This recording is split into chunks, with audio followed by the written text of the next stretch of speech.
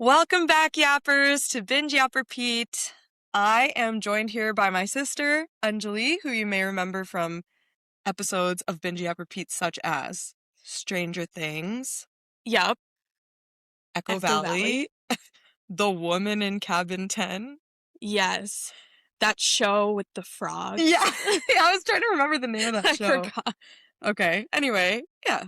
You've been around. Yeah. You've been around. To the fan that asked where Ruchi was the last time I hosted, I'm sorry. You're stuck with me. Stuck with Anjali.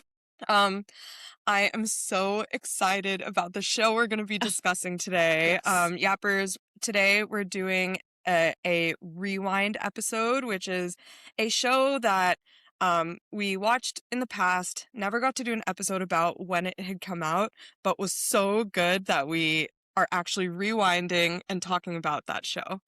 So today we will be discussing All Her Fault. All Her Fault is a 2025 Peacock miniseries based on Andrea Mara's novel. It stars Sarah Snook as Marissa Irvine, a mother whose son Milo disappears after a playdate, leading to a mystery involving secrets, betrayal, and a search for the truth. It has an absolutely star-studded cast with Jake Lacy as Marissa Irvine's husband, Dakota Fanning as Marissa's friend and fellow mom, Sophia Lillis, who plays the babysitter, Abby Elliott as Jake Lacy's sister, who Yappers may remember as Sugar from The Bear, Michael Pena, who plays Detective Alcaraz, and Jay Ellis from Insecure, who plays Marissa's business partner. Yes. The series premiered on Peacock on November 6th, 2025, and received a lot of critical praise, including 2 Golden Globe nominations. Well-deserved. Well-deserved, yes. So this show had so many twists and turns. So Yappers, if you love a show that is about rich people problems, which you know I love, like a mystery set in an affluent community, there's so many twists and turns. Please pause this episode, go watch the show, and then come back and listen, because we're going to talk about spoilers here. So yeah, Yappers, if you want to watch this show, do not spoil yourself by listening to this episode just yet. Please go watch the show, because it deserves to be watched without you knowing exactly what's going to happen, because the crazy twists and turns it takes you on are so worth it. So I guess my first question to you, Anju, is Carrie, the babysitter, is she a villain? No, I don't think so. I mean, the show's trying to make you think that she is a villain for most of the show, or most of the series, but no, I think she was totally justified. Like, a mother's anger is real, and yeah, I think she would have done what any mother would have done to try to get her kid back. Yeah. Would you, if you were in her position? Okay, say you were in her position when she goes to the vacation house and like realizes or suspects that Milo's her son. What would have been your decision-making process? It's a good question. I mean, given the resources that she had, like, are we assuming that I also have the resources that she had? Yeah, like you were in her position. Okay. Completely. I don't know, because, like, it seems like she didn't have the resources to be able to find a lawyer to contest or, like, take a DNA test or anything like that. Yeah. So I might have done something similar. I don't, like... Yeah. She didn't have many choices. And this is the only way to get their attention, really. Yeah. So it's kind of a crazy thing to do, but, like, if it's your kid and you have no other way of getting them back, yeah, I might have done that. I mean, I'm not a mother, but I mean, seeing how much our mother loves us, like, I'm sure she would have done that too. Totally. As we have established on this podcast, our mom would break many laws in order to protect us. Watch the Echo Valley episode if you're interested in how we devoted our mother could be. How we guess our mother would be. And she actually listened to the episode and agreed with us. Yeah, I think I agree with you. I agree she couldn't hire a lawyer. She couldn't hire a private investigator. Mm-hmm. She had a sneaking suspicion, which was right. Mm-hmm. And she wasn't left with many choices. So I think so too. I think I would have done something similar. Maybe I would have executed a little bit differently. Like, Mm. I'm trying to think where they went wrong. I mean, I think involving the dad was probably not a great idea. Her dad? Her dad. Yeah. Mm. Yeah, sorry, not Milo's dad, but involving her dad was not a great idea because I feel like they established from pretty early on that he's willing to help if it suits him, but he won't go out of his way to like Mm. sacrificially help her. Yeah. And so I think that was just risky involving him. Yeah. And ultimately led to the downfall of all three of them. True. Yeah. Yeah. Um, But you would have executed the kidnapping and I stuff. think, yeah, like, obviously I don't know exactly what I would have done, but I cannot blame her for doing that, and I could see myself doing something similar. Yeah. Like if you're up against this family with all the resources in the world, Yeah. and you know that's your kid, yeah. Yeah. I think it's very justified. Totally. Okay. Next question for you. What do you think the takeaway of this show is? I think it's in the name, I think. I think the takeaway is that a lot of times men will find a reason to blame a woman for a lot of problems that they create. Mm. And there have been so many examples in this show. Actually, I was on Reddit looking at what people were saying about the show, and a lot of people actually didn't like it. They were saying like it's very on the nose. But I personally think like that is the point. You see this woman getting blamed and just taking it, and then it's just moment after moment after moment, and you as the audience are like, "Oh my god, like don't you see it? Like he's just blaming you and it's not your fault at all." And then she finally reaches a breaking point at the very end and she's like, "Wait, this is not my fault at all. This is your fault." Yeah. And then as the audience you're like, "Thank you. Thank you. Thank you." And I personally was thinking back to a lot of moments in the show where the guy blamed the woman, just because even if it wasn't her fault. Yeah. And I thought it was a really powerful message. There's actually a quote that someone quoted on Reddit. It's from a book called Thousand Splendid Suns by Khaled Hosseini. And the quote is, "Like a compass needle that points north, a man's accusing finger always finds a woman." And I think this show embodies that quote very well. Yes, I 100% agree. And I think it also encompasses how, even if there's not a specific man blaming a woman, our patriarchal society makes women just feel guilty for things that aren't their fault as well. So, I wrote down a list of the ways that I could think of where things were her fault in the show that weren't actually the woman's fault at all. Number one, of course, is the kidnapping overall. That's the one that she directly called out. She was like, "You made, or I thought this kidnapping was my fault, but this entire time it was your fault and you knew it." Yeah. The second was at the very beginning of the show when the text message from Jenny's number actually wasn't from Jenny's number at all, but like Marissa didn't check the phone log. Yep. To like cross-check if that was actually Jenny's number. She took all the blame for that, even though Peter wasn't even looking at the phone log. Like, it was only her fault because she was bearing the full responsibility of it. Yes. Similarly, Jenny's fault for hiring Carrie in the first place. Her husband was like, "Didn't you do any background check, blah, blah, blah." And it's like, "Did you?" Right. Yeah, I remember Detective Alcaraz. Oh, I love him so much.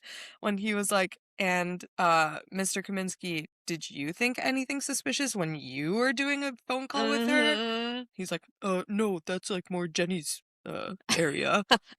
Like, yeah, that's what I thought. It's only her fault because she's doing all of the work. Yes. And so when something goes wrong, oh my gosh, it's because of something she did, but that's only because she's doing everything. That husband was so insufferable. So insufferable. Freaking Quizzix. Oh my god. Okay, next one. Marissa got all the heat at the press conference. So she and her husband both give a speech, but she gets all of the heat from the press. Like, he gets nothing. Yeah. Then it was Anna's fault. That was Milo's babysitter. Anna's fault for the Chicago Marathon thing. This was an example where, like, a man didn't blame her, but she felt so guilty for it, even though, like, it was not her fault. Yeah. Then Marissa's wealth management firm failing. Like, she was getting heat for that at the press conference, but it was actually Colin's fault. Yeah. Her business partner, because he was the one moving money around. So true. Then, Josie, okay, so this one was Josie's mom's responsibility. So, you know, when Josie and her dad are sitting in the car, Josie / Carrie are sitting in the car, and she's like, "Can I come live with you?" He's like, "Oh, no, like, that wouldn't work." And she's like, "But mom's awful." And he's like, "Mom's not my problem anymore." And it's like, why does that make Josie default the mom's responsibility? Yeah. It's like, your daughter should be your problem. Oh, man. So that one's less about fault and more about just, like, responsibility. And then Carrie blamed herself for her son dying in the accident when, like, her son's not even dead. Yeah. And then finally, Peter's sister was blamed for the brother's injury when it was actually Peter's fault. Oh my God. Freaking Peter. And then the last example I can think of where it was her fault was when Jenny was being made to feel guilty for not volunteering to help at, I don't remember, it was some school event or something. Yeah. Because she only had one kid. Yeah. Yeah. Even though she's a working mom, like, she doesn't have as much time as some of these other parents, she was made to feel so guilty for that and was, like, crying in the bathroom. Why aren't they asking the husbands, the dads? Right. The only reason they're making her feel guilty is because she showed up to this school event. Yeah. Ugh. Yeah. And the husband's nowhere to be found. Yeah. That whole marriage is like, she's making all the mistakes because she's the only one doing anything. Not that those are even mistakes. She's just being blamed for showing up as much as she can, basically. Yeah, totally. And I hope that this isn't the case anymore, because I feel like they show a lot in shows that, like, the stay-at-home moms make the working moms feel guilty. And, like, I remember we saw that in that movie, the Anne Hathaway movie, The Intern, where, like, all the stay-at-home moms are like, "Oh, you're, like, bringing store-bought baked goods, blah, blah, blah," and stuff. And yeah, so I hope that's not the case anymore. I guess moms, Yapper moms, let us know if that's, if you still feel this vibe in, like, the mom community or the parent community. But I hope that's just a trope that can die soon. Yeah, that was even in Big Little Lies a little bit. That same kind of trope. Oh, okay. Yeah, right, because Laura Dern is a full-time like, lawyer. Yeah. Okay. And she's like the antagonist sort of the show for a while. Oh, and then all the other moms kind of have these, like, fake jobs. Yeah. No jobs are fake. Or sorry, I think Reese Witherspoon herself says, like, fake part-time jobs. Okay. Yeah, that's why I said that. Yeah. She's like, "Oh, like, all of us technically have jobs, but Okay. Yeah, true. Yeah.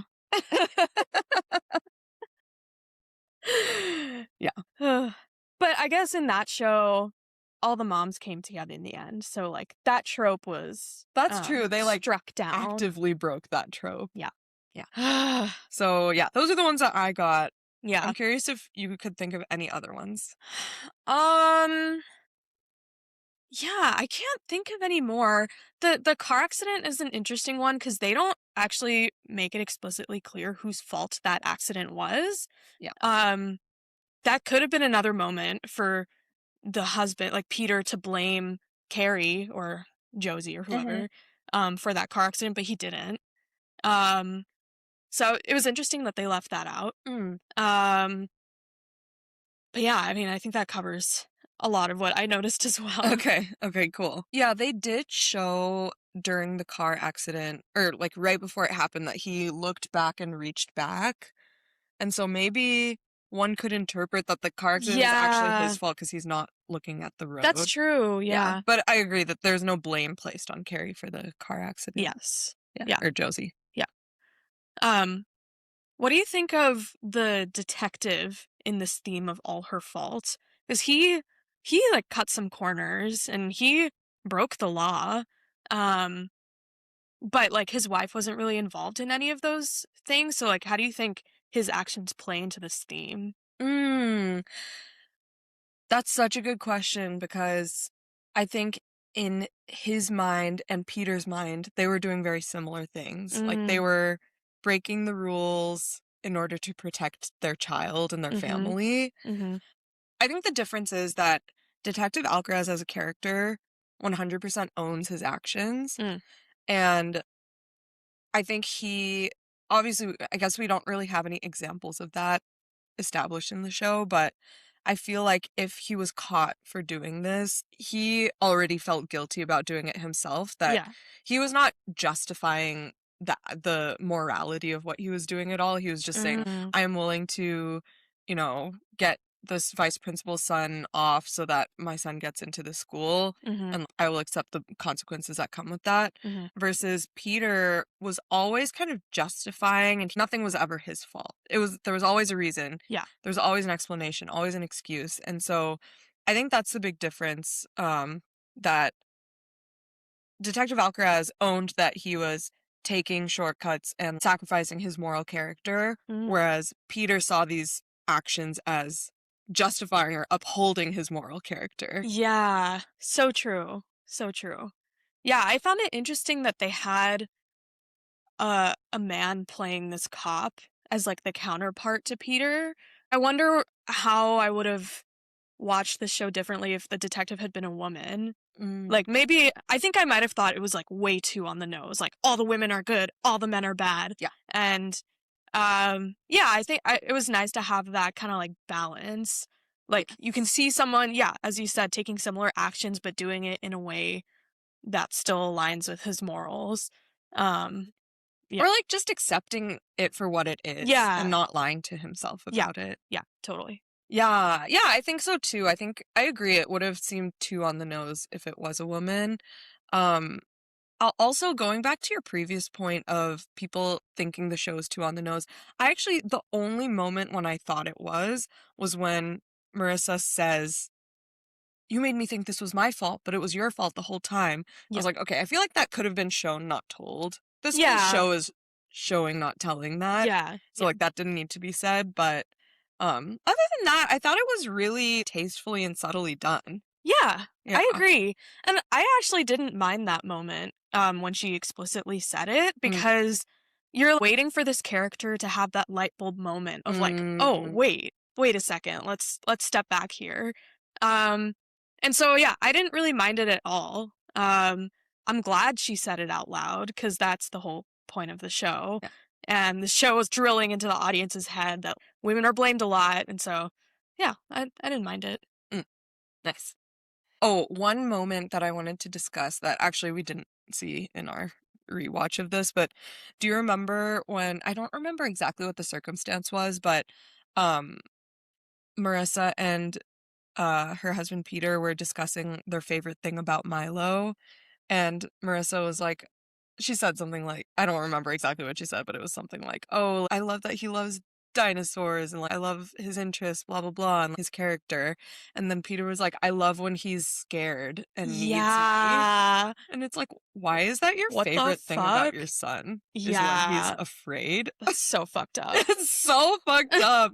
And I feel like that was a glimpse into Peter's character Mhm. for us, that he he experiences the most love when the people in his life are indebted to him. Yeah. Yeah. I went through a roller coaster with his character Yeah. because he would have little glimpses like that, and then he would come off as like this perfect husband that was so supportive to her, but then would say something off, and but then like redeem himself. Yeah. And Jake Lacy as an actor, he always plays like the asshole in all of the things that I've seen him in. Mhm. And so I was waiting for the other shoe to drop. I was like, wait, he's not usually a really nice guy in anything he's in.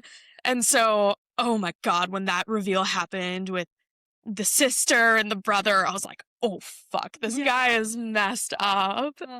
Yeah, I agree. His character was so interesting. And I remember when we were watching the show, we were kind of comparing Peter to Jenny Kaminsky's husband, and I was saying like, well, Peter's so much better because, he always comes around. He always apologizes. He always takes the action when it needs to be taken.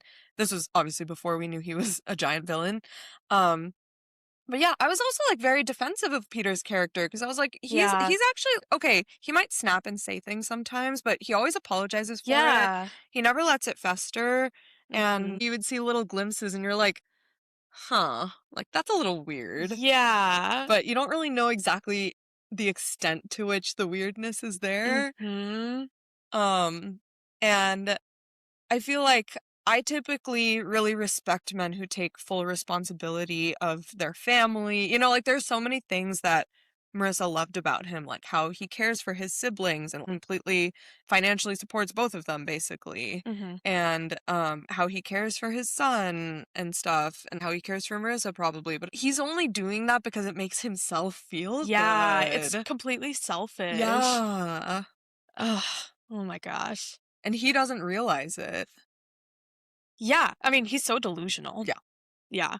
And to give him a tiny bit of credit, it sounds like he had a very difficult childhood with absent parents, right?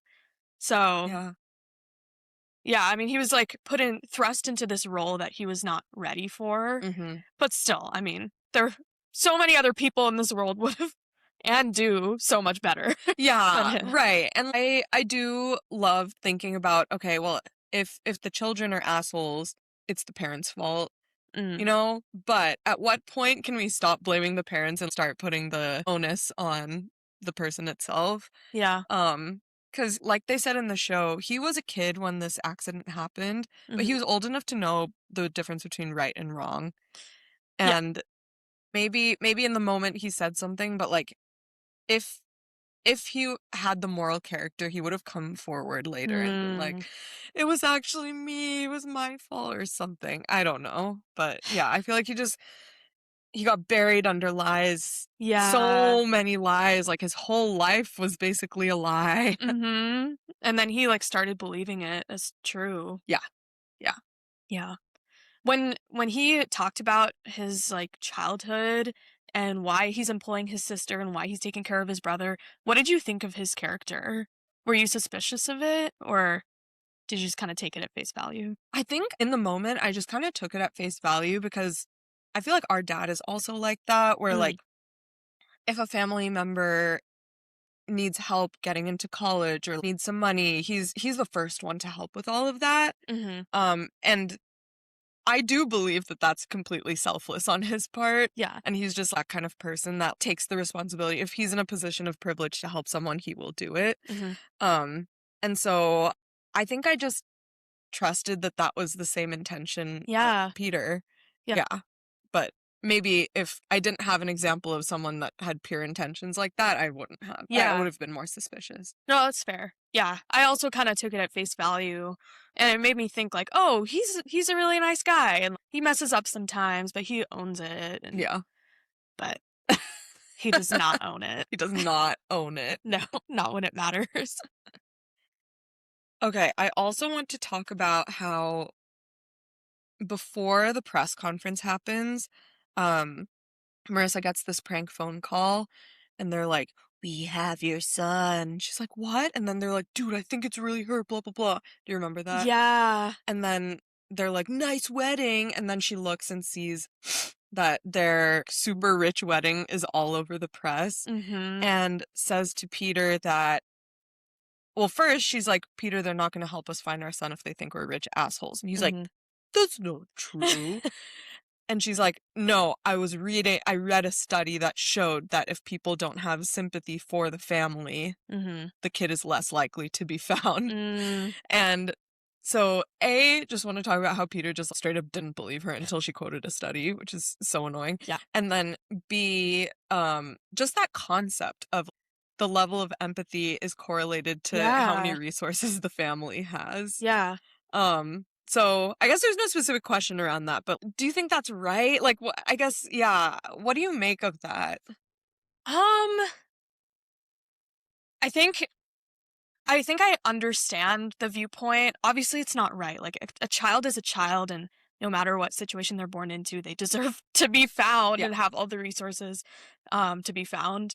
Um, but I think I'm gonna get political here, but this country and our society has such a wealth disparity that I think it's justified when the lower income class is resentful of the people making all the money and have all the resources. And I get it. And I would be annoyed possibly to have to spend my resources, my limited resources, whether it be time or money, to help find this kid of a family that has all the resources in the world.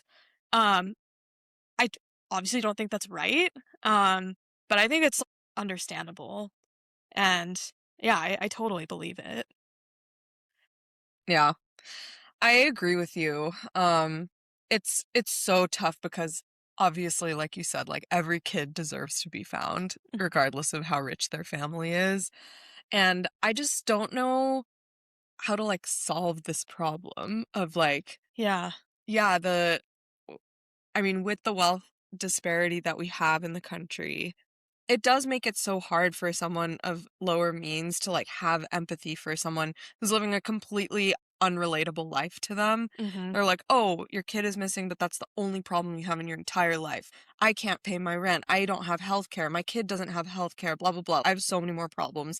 I don't have the capacity to have any empathy for you." Mhm. So, maybe the solution is less wealth disparity Yeah. I'm on board with that. and less about reframing things in people's minds, and it's like, let's just Yeah. address the root of the issue. Yeah. It's really fucked up that, like, PR plays such a big role into how these lost children are found. Yeah, It's so messed up. it is. This conversation makes me think about, did I ever tell you about the class I took in business school called Power Labs? A little bit. Okay. Do you know what the Stanford Prison Experiment is? Yes. Okay, so yappers who might not be aware, the Stanford Prison Experiment was this class taught at Stanford where they split half the class into prisoners and prison guards. And, it's kind of like a role-playing thing. They were just curious about like how the students would react and like how it would affect how they treated each other. And the students got so incredibly into it that they had to end the experiment and they never did that class ever again because the prison guards like truly felt like they had power over the prisoners. The Mhm. prisoners were like truly resentful of the guards Mhm. and like it was hard to take themselves out of the situation. So I took a class with a kind of similar premise to that in business school called Power Labs, where they split us up into three classes: the highs, the mids, and the lows, I think was the name for it. And there's this whole structure around. So the lows were prisoners, um, and then the mids were, I think, just low level prison guards, but then the highs were the ones dictating what happens to the prisoners. They were the lawmakers in the society. Mm. And all three classes, I mean, we were split up basically arbitrarily, and each class had a responsibility. The lowest class's responsibility was to get out of prison, basically. And the whole theme was restorative justice. So make amends to re-enter society. The responsibility of the high class was to determine the rules of the society of how these prisoners will reform, Hmm. etc. And so each class had a responsibility. And so in that way, and like, I had friends in the high class, I had friends in the mid class, and I had friends in the low class. And so this lasted 2 days, and I found it pretty easy to kind of take myself out of the situation and be like, okay, I know my friend Isa2 is in the highs. All she's trying to do is create a good society. Hmm. But it was crazy to see how some people in the low class couldn't take themselves out and really Mm. were sending all of their resentment towards the highs. And you Oh, could have been placed in the high situation and you would be doing the same thing. But like, it's interesting. just so crazy how quickly we form these societal framings Yeah. and beliefs and stuff. And, you know, as prisoners, this is just kind of a funny anecdote. As prisoners, so there was a span of 5 hours where nobody really knew what we should be doing right now. Mm. And as prisoners, what can we do, right? So we were just like napping. We were like, we had our hoods up. We had to wear these black sweatsuits. We just had our hoods up. We were taking a nap. We were like, whatever, the other classes can figure it out. And the high society was so stressed out Whoa. to like figure out how, because also like the prisoners didn't get dinner the night before. So they were like, how are we going to feed our prisoners? Like, what are we going to do? They're hungry. These are our friends, blah, blah, blah. That when the experiment ended, all of the high society people like burst into tears. Whoa. Yeah, and they were like so overcome with the stress of Oh like my having God. the burden of the entire society like on their Whoa. shoulders. And then us prisoners were kind of like, this was kind of like summer camp, you know? Like we were just like here for the ride, but we had no responsibilities. So Interesting. it was just so interesting to me how, yes, obviously, when you have a privilege like that, you have the responsibility to do right by your people. Mhm. But also, when you're not in that position, it's so easy to look at the other side and feel Mm. resentment rather than empathy for Yeah. them. And Yeah. so that was, I think about that class so much. Interesting. Yeah. Thinking back to this show now, this family didn't do anything to people with fewer resources than them for those people to be resentful of the family, but it's more the class that the family's in, Yes. the wealth status of this family that is somewhat oppressive to the lower class, and that's where the resentment is coming from. They don't see the humanity in these people that still deserve to have their kid found. Totally. And I think that goes both ways too. I think it's really easy for the like high class society to lose sight of the humanity of the people Yeah. that aren't in the same situation as Yeah. them. And like, Oh my you know, we God. see this all the time of like people blaming the poor for their Yeah. situation. Yeah. Yeah, So we see we it just too need to bring much. the humanity back. I know. Yeah. How do we do that? I don't know. I don't know. Okay. What else did you want to talk about? Ooh, Dakota Fanning's character. Oh yeah, we haven't talked about her at all. I loved her character. Similarly, she's always cast into a role that's like a little creepy from what I've seen. And so I was also waiting for the other shoe to drop. Yes. But it was nice to see that she was just like a really good friend and she was trying to be helpful, and it was nice to see healthy female friendship between two women who should be pitted against each other. Yes. Yes, 100%. I totally agree. I feel like anytime I see Dakota Fanning, I'm like, okay, she's the villain, or like she's haunted. Yeah, literally. And so yeah, I was also, when the show first started, I was like, what's her angle? Like, what Yeah. is she trying to do? Especially when she's like, no, like that wasn't me. I'm so sorry. Yeah. Yeah, our sons aren't together right now. I'm so sorry. I was like, why is she apologizing? Like, I was just so suspicious of her intentions. But then they had such a sweet friendship, and it was really Yeah. sweet that she, you know, her husband was like, you can't go to their house. You're going to be blamed for all of this. And she was like, I don't care. I just want to be there for Marissa. Yeah. And it was really sweet that the two career moms of the class Yeah. came together. Yeah. Yeah, that was really sweet. And I loved her character. I loved that she loved her job and she was so good at it. Mhm.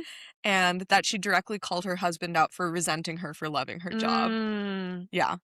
Because, like, he was clearly so unhappy. Yeah. Yeah. Oh my God. And, like, He was so awful. yeah. To like get out of doing things for their kid just to like sit in his car on his phone for hours. Like, Yeah. come on, dude. Because he's like burnt out. Yeah. You don't think your wife is burnt out? Think about her. Yeah. Bro. And he was like, whatever, she can deal with it. That was his attitude towards his marriage. Yeah. Yeah. I'm so glad she divorced him. Yeah. I also really like that she was like, I'm divorcing you because I don't want our son growing up thinking that this is how you can treat a woman. Even in divorcing her husband, she's thinking about her son. Yeah. Yeah. She's a good mom. She's a really good mom. And a good friend. Yeah. Dakota, I'm sorry I thought you were creepy.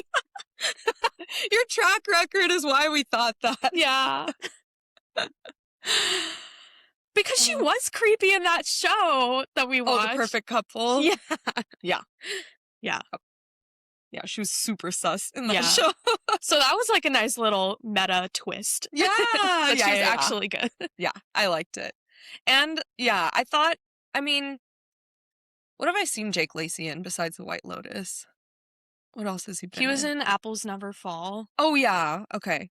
Yeah, like he's always kind of like an uptight, assholey guy, but he's Mhm. never been the villain, you Yeah. know? I And so guess, yeah. I was like, okay, he's just kind of played that same character here where he was like, you know, a rich, like tight kind of assholey guy. Mhm. But I didn't think he was the villain, and I did think Dakota Fanning was the villain because of the characters she plays. And so Yeah. yeah, it was a really interesting twist. Yeah. Yeah. How do you think Marissa handled the husband in the end? Would you have done the same Oh my thing gosh. or I don't know if I would be able to kill my husband like that. Um I just don't know, but can't blame her. I can't blame mean, her? he is such a monster, and she knew that she was basically afraid of what he would do if she tried to divorce him or Mhm. like anything, and she was kind of pushed into a corner. Yeah. Um, and so I mean, can't blame her. Yeah. In a way, she was left with so few options, just as Josie/Carrie was also left with so few options that they just both took the most extreme Mm, actions to get justice. mm, yes, And they both did what they needed to do for their kid. yes. I'm trying to remember. Oh, I do wish we finished watching the last episode last night because I can't remember if it's explicit or implicit that Peter's sister is in on Marissa murdering Oh, him. yeah. Okay. I don't think it was explicit. Okay. Um, But wasn't there something about like the note cards with the allergens on it or something that the mm, sister had set up?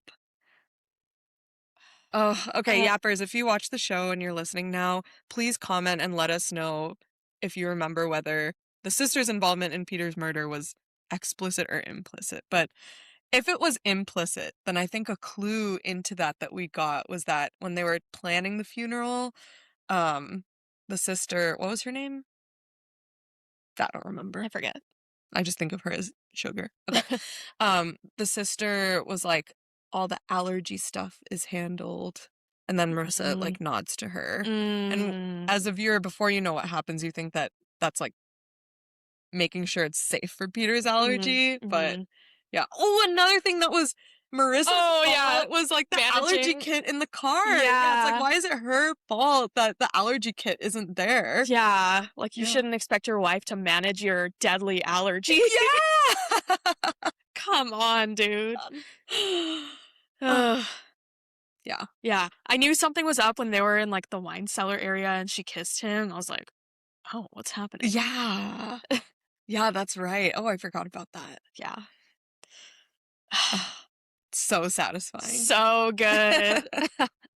So I remember I saw that scene of her killing her husband as the first scene of this show that Yeah. I saw. You too, When right? we were at our parents'. Yeah, we were at our parents' house and our mom was watching this over Thanksgiving break, and I was like, "Oh, is this the spoiler that like she's actually the villain killing her husband?" And my mom was like, "Nope, you don't even know." And Ugh. sure enough, I had no idea. Nope. There were so many twists. It was like every single episode, at least one. Yeah. Yeah, and it was I thought it was so well done too because I feel like sometimes I'll take a Harlan Coben show as an example. Mm. Like there are so many twists, but they're so out of left field that you're like you have like whiplash from like going back and forth between all Yeah. of these crazy twists that like you could have never seen coming. Yeah. But the twists in All Her Fault were so well done that it's like, oh, you could it's not like the character's motivations change so much or anything. It's Mhm. like it makes sense. We just didn't have all the information at the Yeah. time. And they like placed little hints here and there that we didn't pick up because we didn't know. But then looking Yes. back, it's like, oh my God, that was a hint. Yeah. One example I can think of is when you see that Josie lost her baby Mm-hmm. and you're like, oh, she lost her baby. That's why she's so obsessed with getting a new one. And that's what you think as the viewer. And then it's like, no, she thinks she lost her baby after a car accident, but she remembers the baby crying and it's alive the whole time. So yeah, that was one where I was like, whoa, they made us think that so cleverly. Because all of the stuff ended up being true. It was just told in a different way. Yeah. No, it was so well done. All right, well, should we rate? Yeah. Okay, so 5 points for quality, 5 points for enjoyment. Okay. I mean, I think quality is a 5 and enjoyment is a 5. I 100% agree. 10 out of 10 10 show. out of 10. Yes, and I thought the acting was incredible. The story writing, incredible. Yes. And yeah, just like really, really makes you think. And we watched this show probably in like December, right? And I still think about this show. Yeah. No, it was fantastic. I'm like nervous about giving 10 out of 10s because I think I've done that before on this show. We did that for Stranger Things. Oh yeah, that was Stranger Things. Yeah. But yeah, I really do think it's like a 10 out of 10. Yeah. So good. So good. Yeah. Great. Binge in progress. Ooh, okay. Binge in progress. So we're watching Survivor season 50. Yes. Which is so good so far. Every episode is amazing. Everyone at work thinks I'm like a Survivor freak at this point because I talk about it so much. You're not a Survivor freak. I guess that's true. Yeah. And I was like, I'm rooting for my girl Camilla because I met her. And someone was like, did you meet her at a Survivor event? And I was like, yep, I did. You know I did. But yeah, Camilla, I'm rooting for you. So Survivor, we're watching the Pitt, Shrinking, and then I guess The Office too. We're like rewatching it. And then separately, I'm watching Lord of the Rings again. Cool. Yeah. Nice. I don't really have much to add to that binge in progress because I'm watching all of those things with you. But I will talk about a book that I'm binging right now called God of the Woods by Liz Moore. It's about a missing child in a rich person community, but it's about sounds familiar. It's about a girl that goes missing at a summer camp in upstate New York, and 15 years prior, a different kid went missing at the same summer camp. And it goes into the perspective of the campers, goes into the perspectives of the rich family that own the camp, and it's just really good and so gripping from the get-go. Ooh, okay. Nice. Oh yeah, I guess I'm also binging Red Rising. Oh, so good. So good. So good. I have like 100 pages left. Ooh, okay, nice. Yeah. Cool. All right. Well, Anju, thanks for joining us. Thanks for having me. This is so fun to talk about. I love this show so much. Go watch it. Go watch it. Hopefully you've watched it because otherwise we spoiled everything for you. Yep. Okay, bye. Bye. Thanks for yapping with us. If you loved this episode, have some hot takes we missed, or if you've got a show you're dying for us to binge next, follow us on socials. We're at Binge Yap Repeat. Until next time, happy binging!